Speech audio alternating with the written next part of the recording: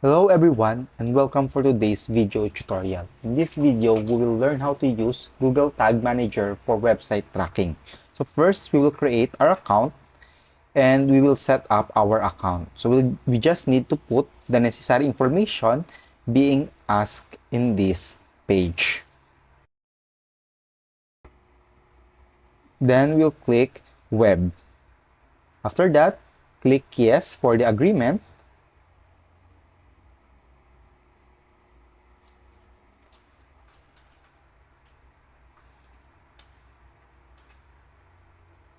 So for now, we will click X on this one. Then we will copy this ID and we will go to our website. Next, click Plugin, Add New, search for Google Tag Manager, install now, then activate. Click Settings, paste our Google Tag Manager ID,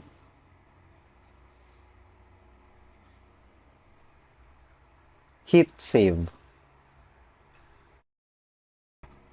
Then back to Google Tag Manager, click Add a new tag, rename our tag,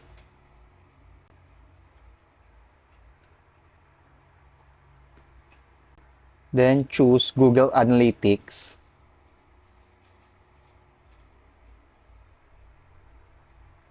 Click the Analytics setting for new variable, then rename our variable.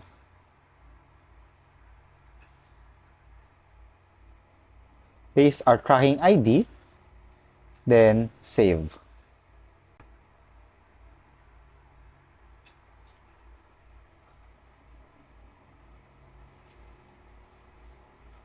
Then click for triggering, then click all pages. Then save.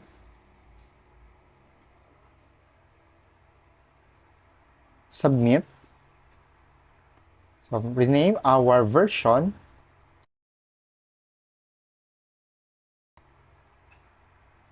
and click publish.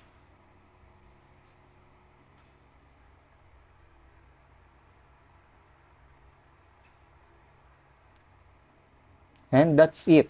So that's how we use Google Tag Manager for website tracking. So if you like this video, please click like, share, and subscribe to our YouTube channel.